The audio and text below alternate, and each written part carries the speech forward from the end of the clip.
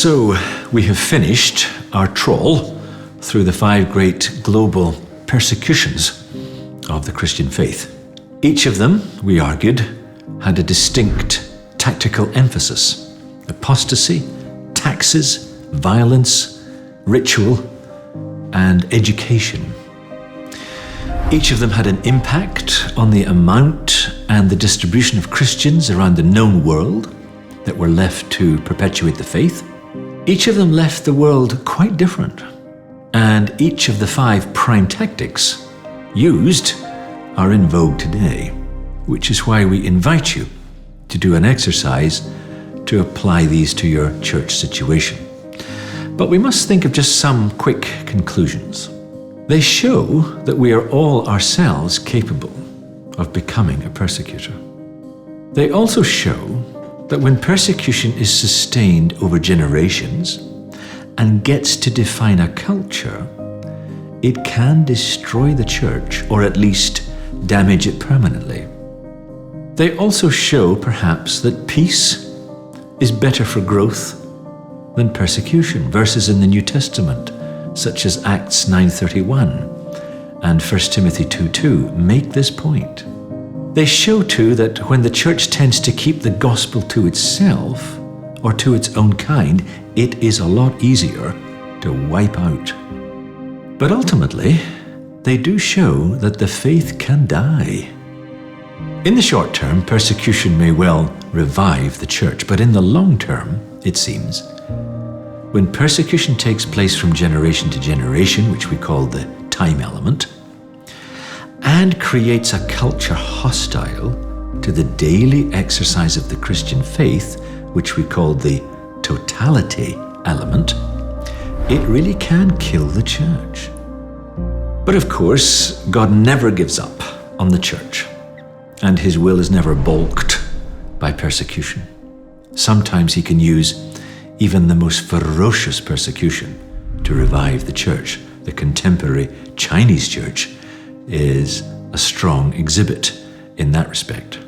So with all the challenges around today, we always remain people of hope. But there is one huge takeaway, and it's this: that the best way to be resilient in the face of persecution is to build a culture that never lets us forget Jesus Christ on a daily basis. Can we do that? That seems to be the heart of a strong church and a strong society, and where persecution, should it come, will not harm the church, but enable it to thrive. And it's a delicate balance. The great missiologist Andrew Walls warns that mission is about making the gospel hospitable in a particular culture, which he calls the incarnational principle, but not so hospitable that those outside the culture are unable to feel welcome or join in, which he calls the pilgrim principle. Leslie Newbigin was a great missionary statesman of the 20th century who came back from India to live in Britain and was taken aback to find a culture virtually impervious to the proclamation of the gospel.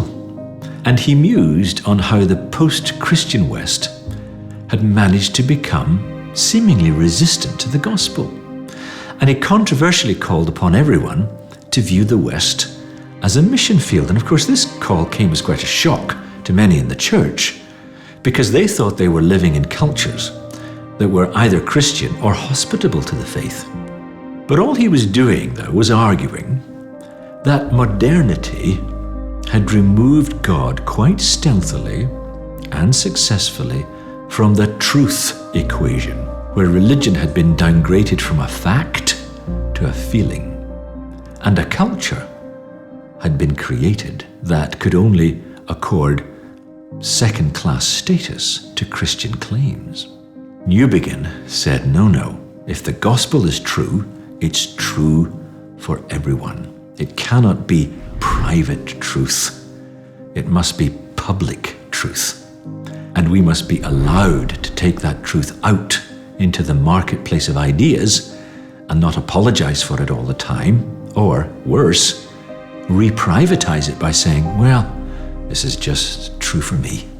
He once said, more and more, the synthesis of the gospel and the culture of the western part of the European peninsula of Asia, by which Christianity had become almost the folk religion of Western Europe, that synthesis was the work of a 1,000-year period during which the peoples of Western Europe, hemmed in by the power of Islam to east and south, had the gospel wrought in the very stuff of their personal and social life, so that the whole population could be conceived as the Corpus Christianum. That conception, he said, is the background of all Reformation theologies. But that had gone. A new begin was calling for the recreation of a culture in which daily life makes following Christ and a life of holiness inevitable. You never forget you are a Christian in the way you live your life, in the school you attend, the work you do, the family you are in, the state you pay taxes to. Let's give the last word to the great historian of mission that we started out this section with, Kenneth Scott Latourette, who said, "In this world, the church's complete triumph is never assured. In some areas, grave reverses will be met. In all areas, the church will be confronted by foes. There is that in human nature which will always be antagonized by Jesus. Yet, in human nature, there is always that which responds to him. Men and women everywhere, and of every race, are both repelled and attracted. Always, there will be some who will seek to crucify Jesus, but always, where he is seen, he will win followers. In these followers, he will be reincarnated, even though never perfectly. Here and there, the crucifiers will kill off his followers. Somewhere, however, followers will survive. From these survivors, Jesus will again be carried to the lands from which he has been driven."